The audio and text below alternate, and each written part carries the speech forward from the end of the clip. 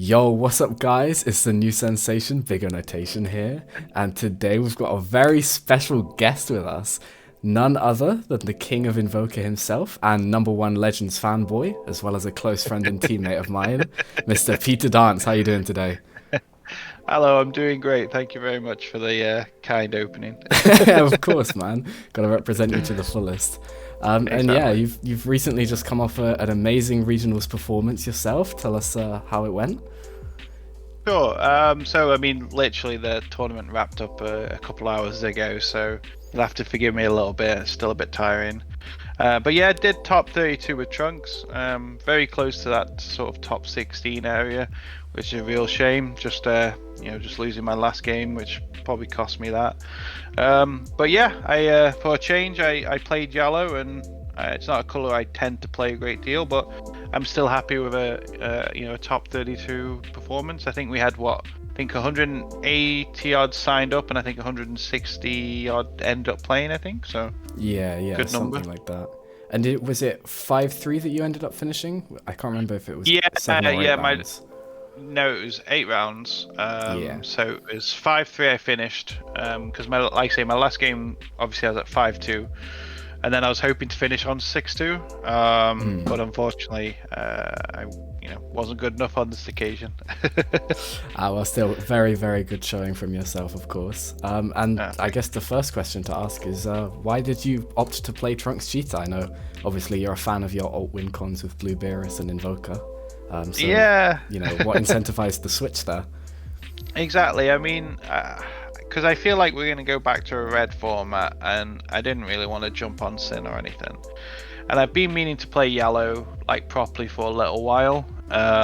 So I thought, well, Trunks Cheetah in my eyes is still the best yellow deck. It seems like Set One Freezer may have stolen that crown after today's event.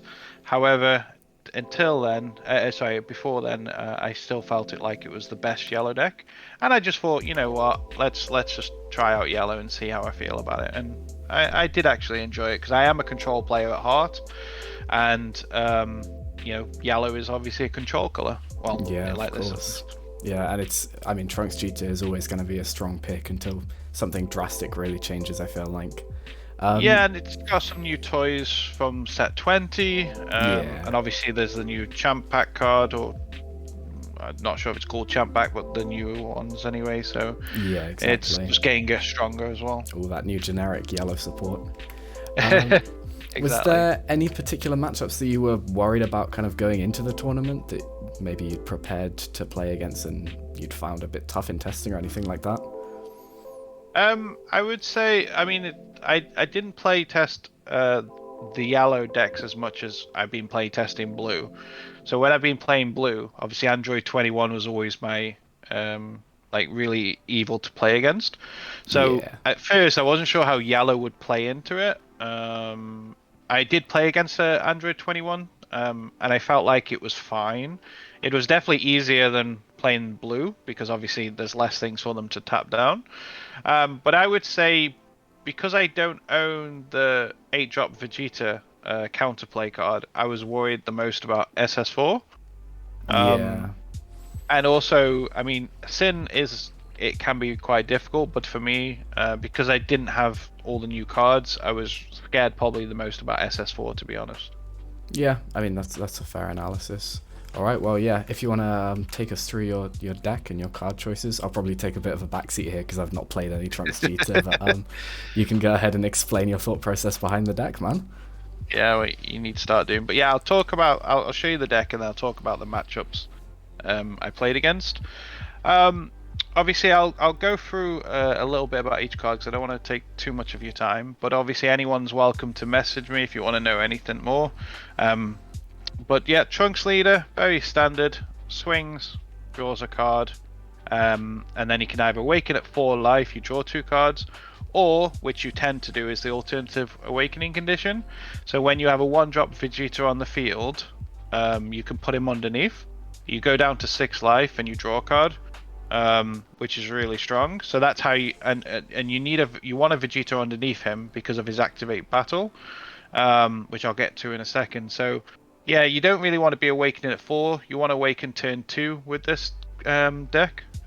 So yeah, aim for that every time. And then his awakening side. So again, when he swings, he draws a card still. Oh, I think it's out focused a little bit. Is that okay? Yeah, there we go. So when you swing, you draw a card, and then you can play up to from your drop or your hand a 1-cost either Vegeta, Trunks, or Bulma with the specific ones in the deck, and then again that gets played in rest mode, and then you can like draw a card from those, etc. And then it's got a great little ability which is great for its draw engine. When you activate the evolve, which you'll see in a second as we go through, you draw a card as well. So again, the deck's got a lot of draw engine, it plays a lot of battle cards, and it's just, yeah, great for that reason. So let's go into the actual Trunksgeta package. Trunksgeta, yeah. So we basically have, so these are your 1-drops. So you got your 4 Vegetas, and then you've got your 4 Trunks, and then you have 3 Bulmas. So all these cards can be played from your leader skill, from your leader ability when you play them from the drop. So what happens is, if you let you play this one, you can either draw a card or search for this. And again, if you play the Trunks, you can either draw a card or search for the Vegeta from your deck or drop. So what's great about this deck and why it's so strong is consistency. Like if you have this turn 1, you play it, you search for the Trunks, you're unawakened at this point, you pass, he attacks you, just combo away the Trunks, it's in your drop now, you awaken, and then you swing with your leader, play the Trunks, and then you can search for a Vegeta or draw a card, whichever you want. So there's a lot of clever tactics you can do, but these are your key parts of the deck. This is what you need to awaken early, and also how you need to put your pressure on, because there's targets that evolve on top of these two. There is also dash pack cards. I don't run any of the dash pack cards. I feel like they are bait in terms of they looked really strong, but there's no room for them, and they're only okay. Now the Bulma that I run, you've got 2 options with this. This is an older card, but there is also a newer card which I'll talk about in a second. So with this one, you discard it from your hand, and you look at the top 7, and you can get a 4 or less. You'll have to remind me. Sorry, 3 or less. Trunks Future card or Vegeta, which is the evolve targets on these, or you can even search for these if you really want to. If you play it, it draws a card. So the play is not too bad, but you don't tend to do that too often. But you do it for the activate main. So discard it, limit 1, and then search for, say, evolve targets or whatever. There is a newer option. So in set 20, this Kibo guy, or however you want to pronounce him, came out. So he's better in some ways. The reason I don't play him is because he costs mana. So with this one, you pay 1 to play him, and you search the top 5 for, I think it's a 5 or less Saiyan, or 4 or less Saiyan or Earthling that's yellow. So this can get super combos and things like that, where the Bulma can't. And then it's got an activate main, so you send it to the warp, and then I can play a 1-cost Trunks from the deck with skills negated, which is obviously good because if I don't open up any of these in my hand, it allows me to make sure I don't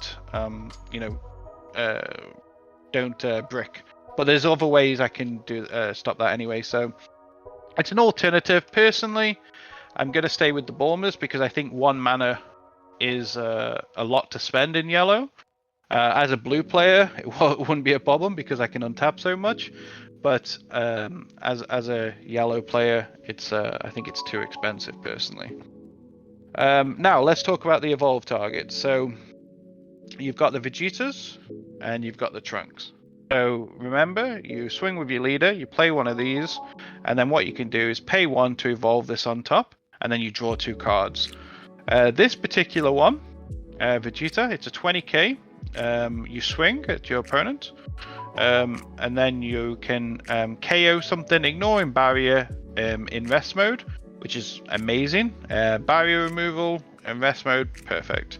And then the Trunks, he is an absolute beast of a card.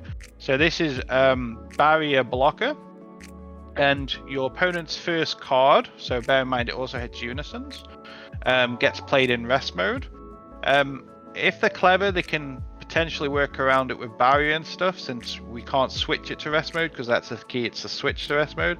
However, if it doesn't have barrier cards, or it's too early on, it'll rest cards, and it's great, and it's a blocker as well. It's 19k, so you can block with it if you really need to as well. What I like to do is turn 1, I like to establish the Trunks, because then turn 3, I'll have the Vegeta and I'll be KOing stuff. When I play yellow, I play a very advantage gain type style, so where you could play the Vegeta and then swing and do damage, but then this is in rest mode, where I'd rather play this, the Trunks, and then he attack me or play something in rest mode, and then the next turn I'm attacking with Vegeta. I get extra value because I've KO'd something, and I'm getting the pressure on there. So this is the core Trunksgeta engine.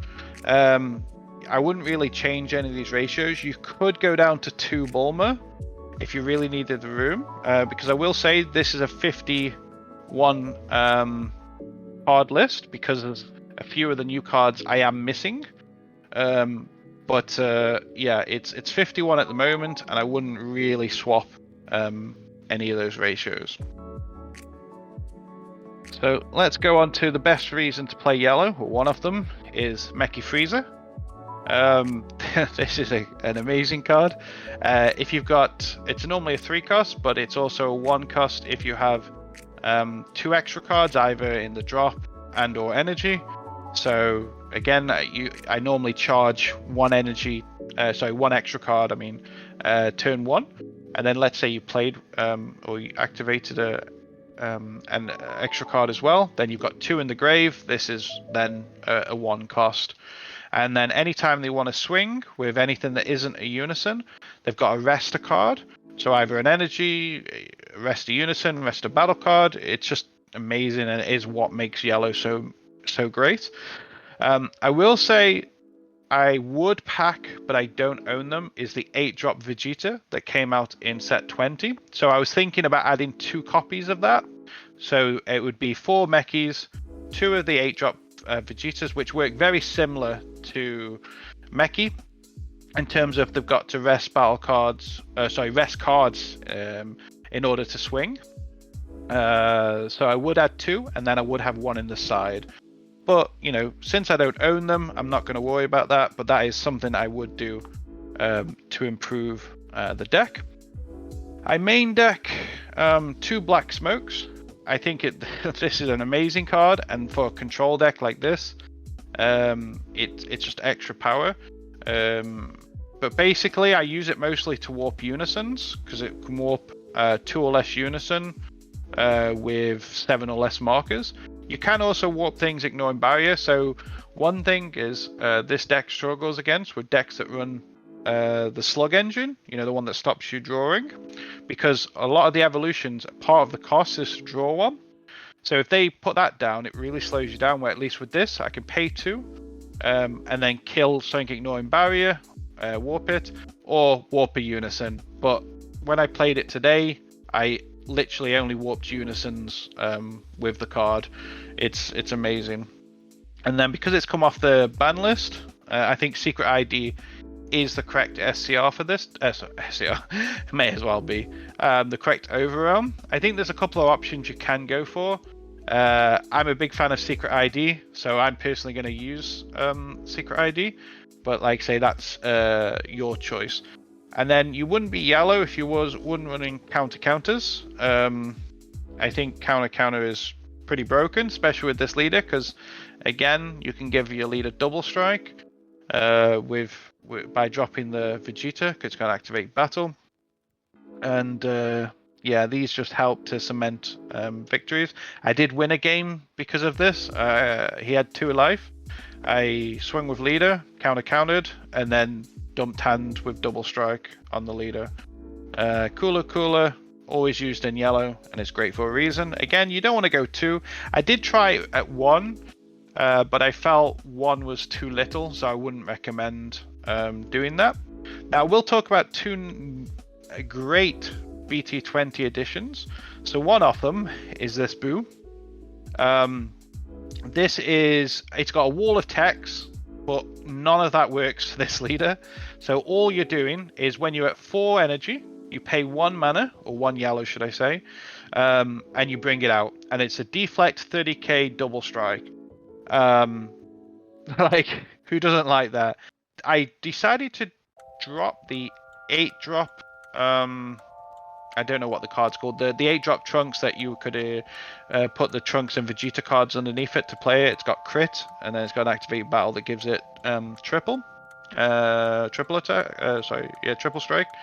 I decided to cut those, which also you'll see as a spoiler alert, I don't run the Z leader anymore. But this is a great card. It's just a simple 1 mana, 30k double. What's there not to love? I run 2. I think 2 is the correct number. Because it's a 1k combo, I think, and because you can't play it till turn 4, I think any more would feel a bit rough. But I feel like 2 is a good number, but you know, you could potentially go up to 3. And then another great card that came in BT20 as well is this Son Goku and Vegeta package. Again, it's 1 mana, which is great, because again, this has replaced Turtles, which again used to cost 2 mana. Yes, you could draw a card in KO Sonic Invest mode.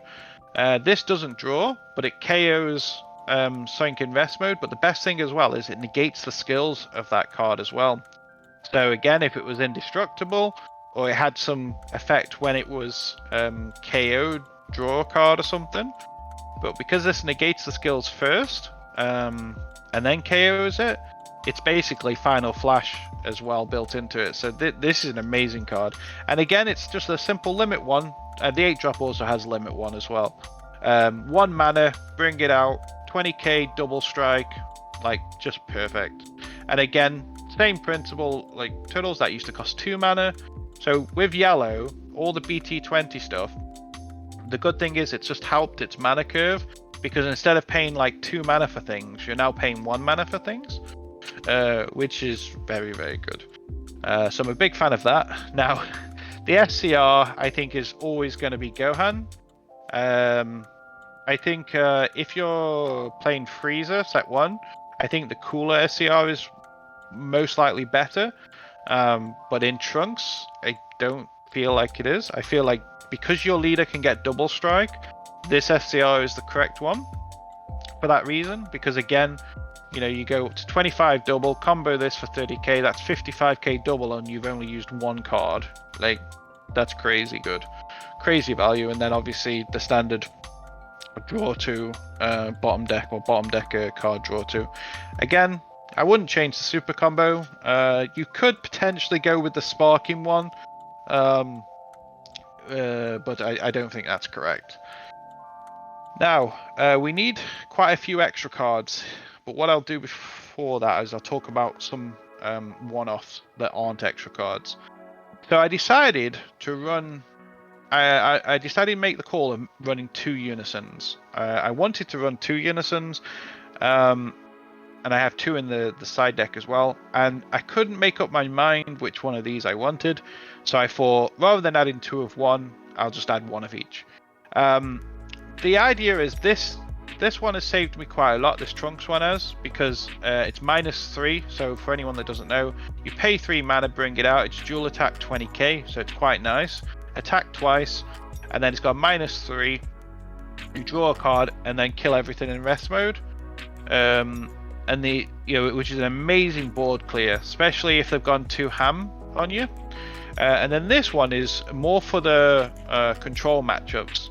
So it's mostly just a simple +1 draw, but it's also got a -3 that gives it triple attack, gives it power boost, gives your leader a power boost as well.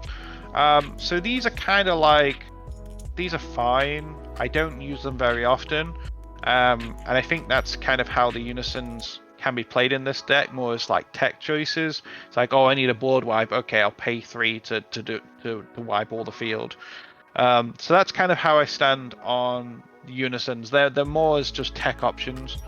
Now this card is limited to 1. A lot of lists have started dropping it, but I feel like this can be such a clutch card as well, because it catches people off guard, because not everyone runs it, and it's so easy to set up in this deck. So if one of your abilities basically caused your opponent to rest a card, so that's either with the 3-drop Trunks or with Meki Freezer's effect, you can pay 2 mana, bring it out, and then you can tap 2 energy and or battle cards, ignoring barrier. So like if you do, like, let's say you got turn 2, you got a Trunks. Turn 3, let's say you didn't really spend your mana, and he's going in, you can lock down his entire energy, pays 1 mana, so he's got 3 energy, pays 1, brings out 1 drop, you put it in rest with Trunks, you pay 2, do this, and you completely shut off his turn. Like, there's things like that just, I feel like this card is so good at times. It's obviously rubbish as well, but I feel like there's times where this really is a great card. So I feel like you can drop it, but I personally like it. Now we're going to talk about the extra cards, because with it being yellow, there is quite a few. There's quite a few options as well, and I'll go through each one. What I like to do, because you'll see some of the numbers at 3 and some at 2. When I run 3 off a copy, I like it because then I can normally charge it quite easily. Because my logic is this: if I run 2 of a card and I charge it, then I'm probably not going to see the the second one. Where if I run 3, chances are I will see this one of the 2. Because again, with your Meki, and because you've got Overwhelm, ideally you want to charge at least 1 extra card. I like to charge 2 because then I know Meki's always live, but that's personal choice. So, 1-off Power Super Saiyan. It's limited to 1 for a reason.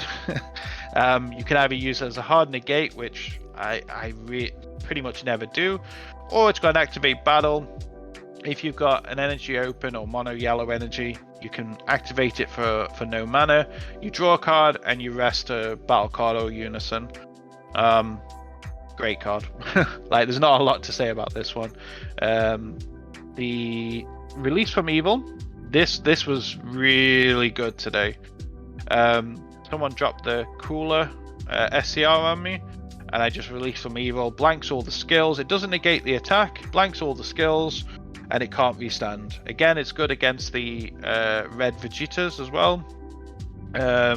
It's good against blanking leader skills, like if you're against Gamma and the attack. I mean, just this card alone means Gamma won't attack you Awakened, because if you release from Evil, they can't untap 3 at the end of the turn. So Release from Evil is a really good card. But again, you only want 2 off it because it's very situational. And if you've got a Unison, you can play it for free. But that will happen very rarely in the grand scheme of things. I've got 2 black, Realm of the Gods Black Kamiha. To be honest, I very rarely use this card. You could easily change it for Time Magic, Final Flash. There's a few extra cards in my side. This tends to get sided out. It's very rare I'll use this. To be honest, in hindsight, I could probably change this for Final Flashes or something like that, and I'll probably have a stronger deck in the main. But that's fine. This is a best of 1 pre-side, so I put 2 in the main, but I would probably recommend changing these if I was to update the list.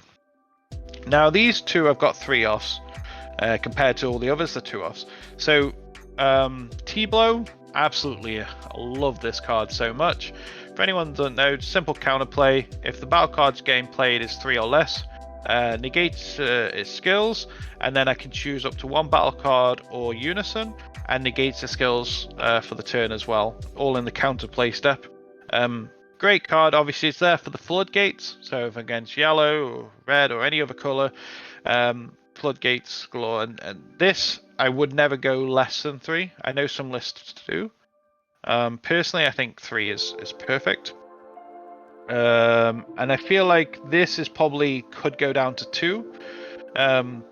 But again, like I said earlier, the reason I run it at 3 is because then I'll charge one, and it's an easy charge, and then I know I'll see one of the other 2.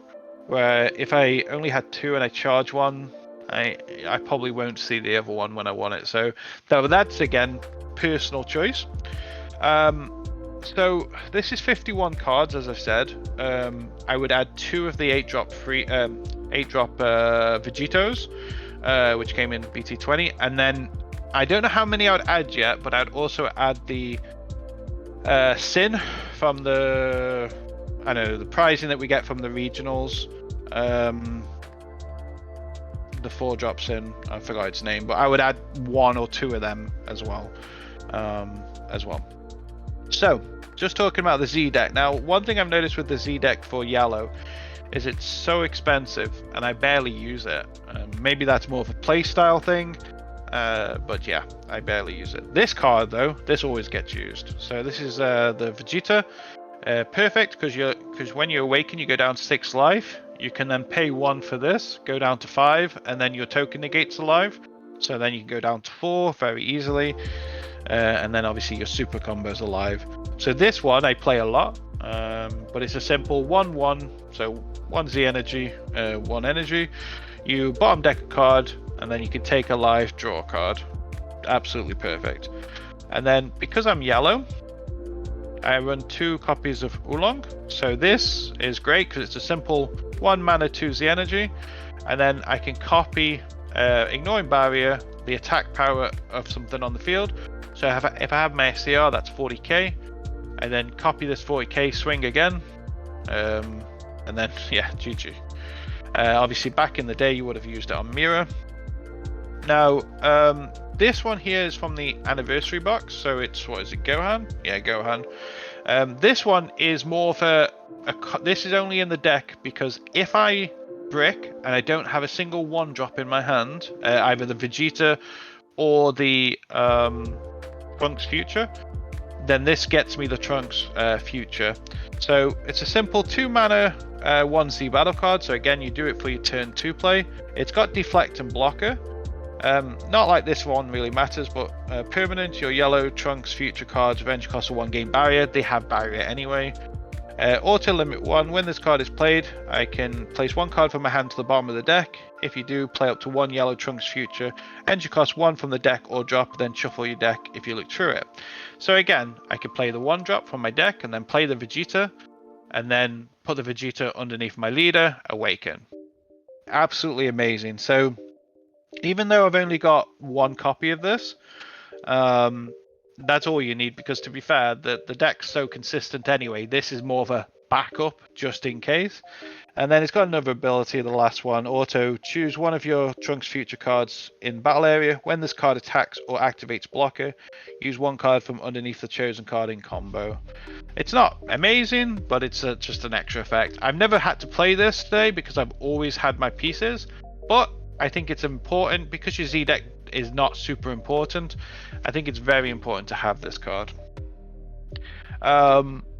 This one is a really good card as well. So this is the Son Goku. This is a 3-cost, 2 Z energy, deflect barrier, so you know it's a good card with those stats.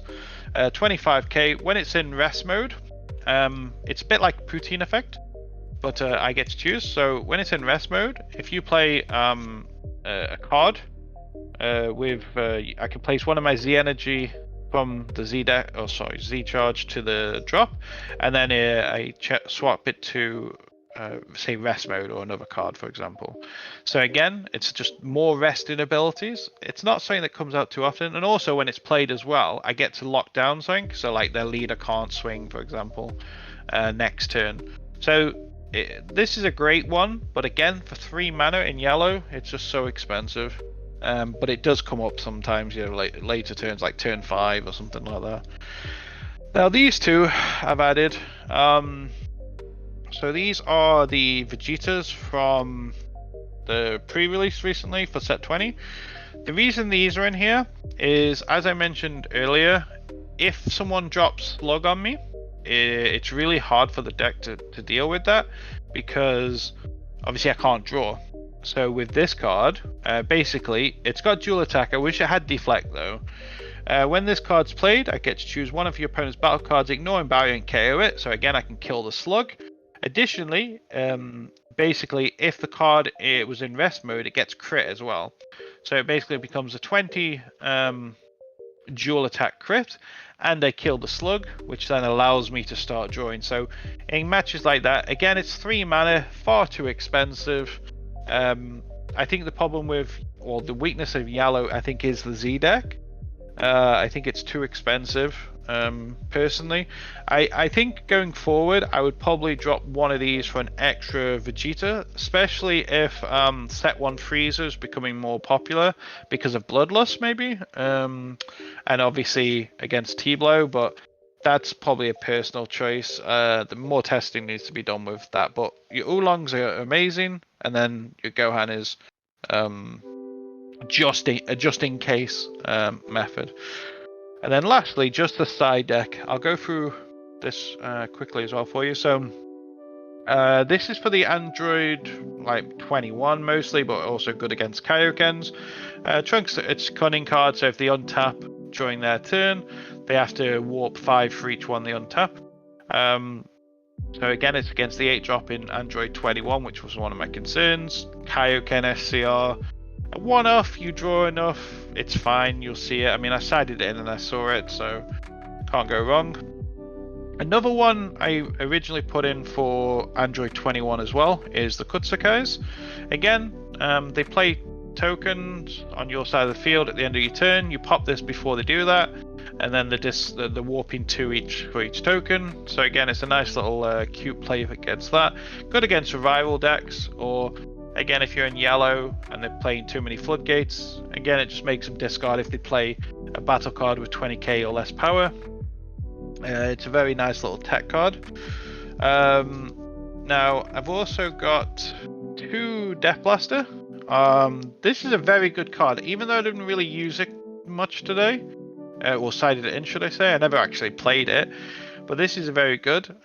Basically, if they want to play a battle card without deflect, I could pay 2 mana, and basically it's like a Bloodlust effect, which is great because if you're against ramp decks that play the 6-drop Vegeta or the Beast Gohan SCR, or even one thing I realized today is the cooler SCR doesn't have deflect. So again, you could side in against those as well. I think this is a very good card, but it's very situational. There's only a few decks you'll bring it in, but I think you could maybe go down to 1 with this, if you really needed a room. But I would definitely recommend packing 2 ideally. But yeah, it's a very good card. Jiren, because you have to respect turning the tide, sadly. So I pack 1, just a 1-off, because again, you draw so much, you will find it. I've got 2 Final Flashes. I think it's fine. Obviously, back in the day, you used to run, you could run 3 of these in the main. I think, again, if you wanted to go 2 of these instead of the Black Kamihas and put Black Kamis in the side, I think that's fine as well. Again, that's, I think, personal choice. I think for me, I'm probably more likely to put the Final Flashes in the main again, if I was playing a best of 3. Obviously, if you're playing best of 1 pre-side, it doesn't matter, but I think if I was doing best of 3, I'd probably put the Final Flashes in the main. But another option you can put in the main is Time Magics. So again, 2 of these. Again, a lot of the time it's for obviously the dual attackers. So again, like the new cooler SCR, that can restand an absolute ton of times. But this will obviously lock it down, it negates the attack, and then they can't restand.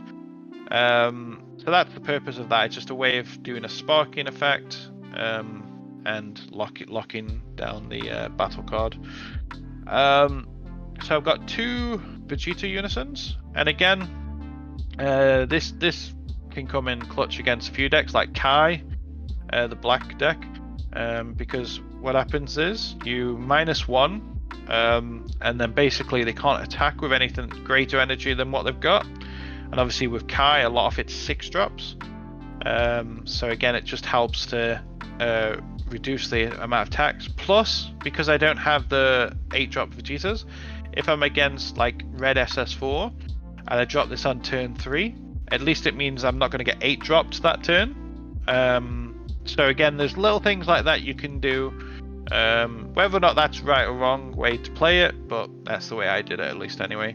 It's also got a cool -3 that I haven't really used in a long time, but it gets dual attack, double strike. Does it get a boost as well? It's been a while. Yeah, it gets a 5k boost as well, so it becomes 20k dual double, and you tap down an energy.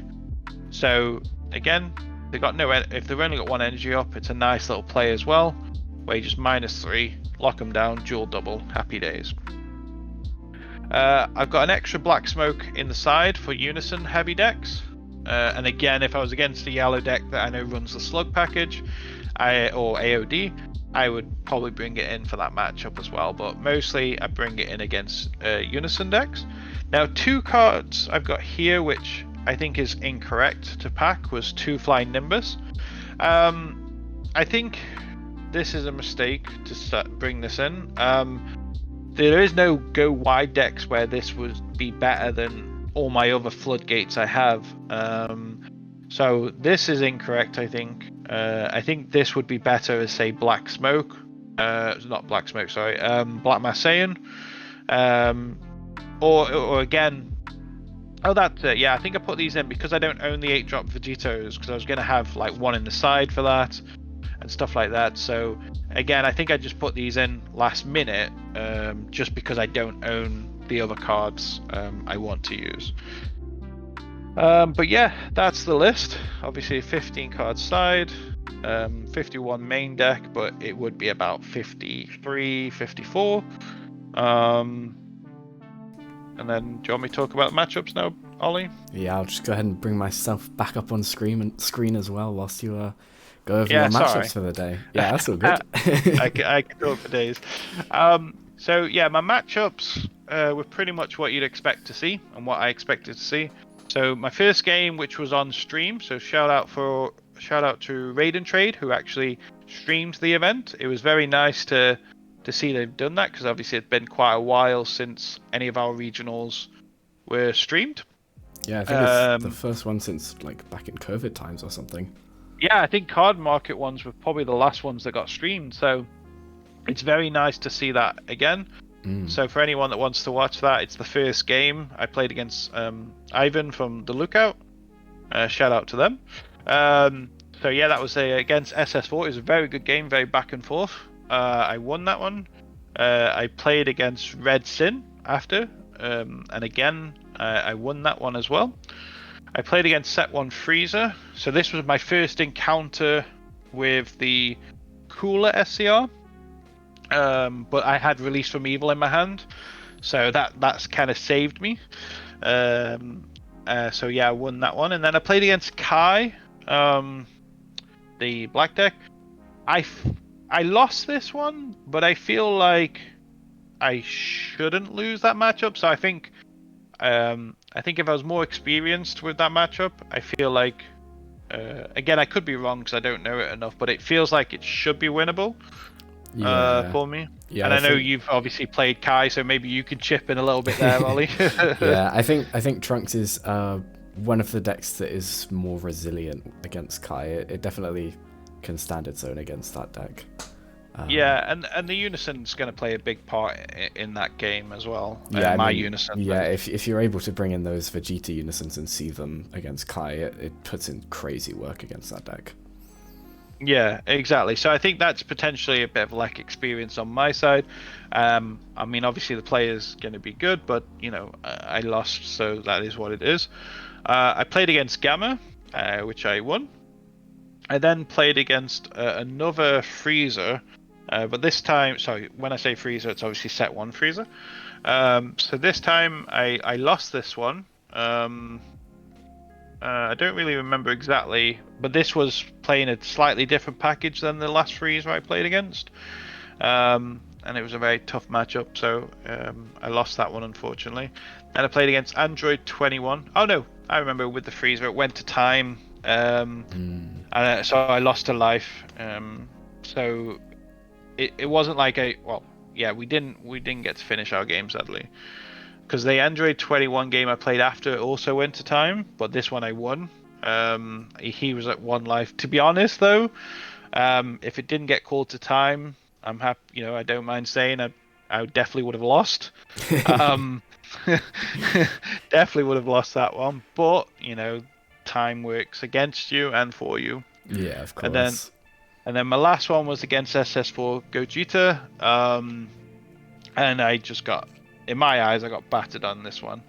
Probably again, bit of a laugh experience playing the matchup this particular way, but also I think this was a matchup that I really felt like not having the 8 drops Vegeta's really hurt as well. But also a lot of the red players got better. They started running Beerus Ball and stuff like that. So there's a lot of new tools that, well, old tools should I say, that red are packing that really hurts the deck as well. So, but yeah, they're all my matchups. Like I say, ended on what was it again? 5-3. Yeah. But yeah, it was a good little day. Like, Yeah, of course, and a great showing from yourself with the top 32. Do you know where exactly you ended up placing, or is it just generally top 32 in your mind? It's 27th. 27th. It's just obviously you know everyone always rounds it to the top cut bit. So yeah, top 32, but yeah, specifically 27th. But obviously there's like, I think it's 27 to like, I think 17 or whatever is like then the same points or whatever it was. Yeah, I see. But no, it was a good day and I enjoyed it, and yeah, it was great. Oh, and your camera's just dipped down, so I think that's a perfect note to end it on. Well, thank you very much for joining us today, Peter, and sharing your knowledge with the world, and hopefully everyone can of course learn something from the video and the deck profile. And I'm sure if you guys have got any questions for Peter about his build or his tournament experience, then I'm sure he'd be happy to answer them if you shoot him a message. Yeah, definitely.